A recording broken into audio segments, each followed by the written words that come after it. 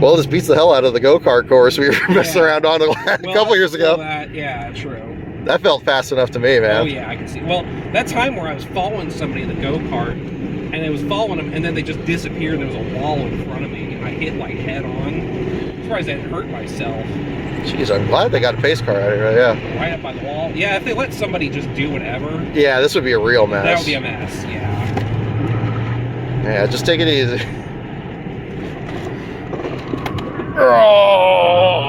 Hello, ladies and gentlemen. This is Brock Beard from LASTCar.info with some special footage to share with you from the Sonoma Raceway, aka Sears Point, aka Green Sears Point.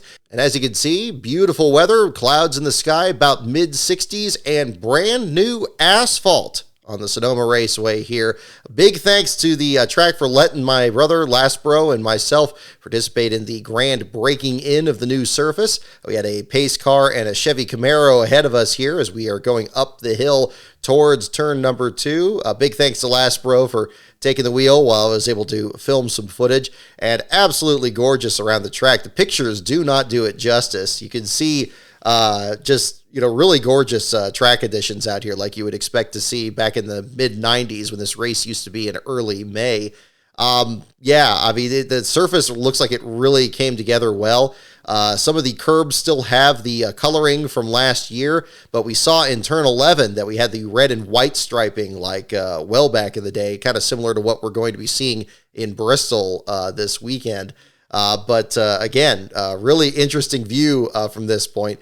Going down the hill here, they did not have us go over into turn number 4. As you'll see, we'll make a hard right-hand turn here into the carousel complex. This was probably one of the most treacherous parts of the track. At least our car's tires were screeching just as much as you saw in the clip there at the very beginning of this here. But that part there, it actually kind of feels like your car is just going to kind of slide or roll down the hill when you're making that hard turn. I can't imagine doing it much faster than that. Coming up the crest here as well and going into the carousel turn. This corner just seems to just absolutely go on forever.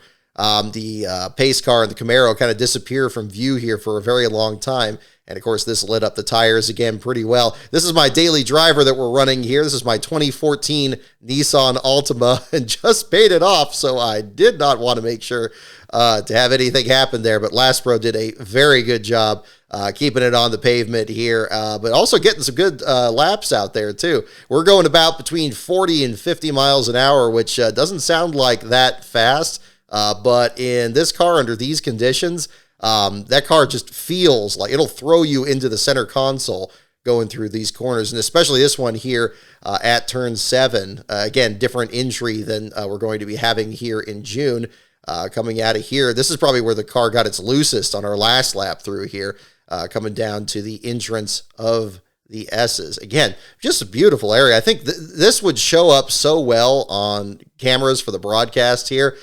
Maybe that'll be something coming up in the future, but regardless, very excited for how these cars are going to be handling this track here this June. We're going to be seeing them going through the drop-off here, going through turn 9 and coming up to turn 10, that very hard corner heading into turn 11. One other thing that was very treacherous, after we completed this run, we came back through the entrance of pit road and taking through turn 11 there, and that part is so much more narrow than it looks on film. And if we're doing 35 miles an hour or even faster than that, that's entirely too fast. We were like tiptoeing through there. Really gives you an appreciation for how treacherous the track can be. Even getting down pit road could really be a problem. So we'll be coming through turn 11 here. That tire stack at the outside of the wall came up really, really quick every time. It always made me nervous if we were actually going to be able to make it through that corner. Can't imagine charging it even faster than that. You'll also notice at the entrance to turn 1 that the Jersey barriers have been removed. I'm sure that was just for the repave, but I kind of hope that they leave those out for the Cup Series races here. Kind of gives the cars a little bit more room to kind of build some speed going into that corner and up the hill into turn 2.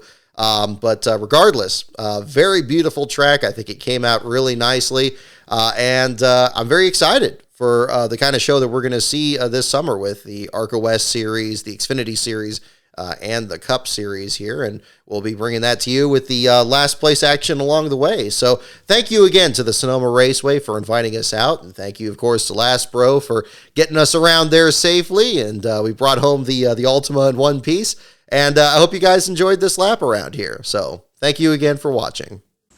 In America, there exists a sport that is driven by the fans. They are why everyone works so hard, on the teams and at the tracks, in front of the grandstands and behind the scenes, to give the fans the greatest race possible.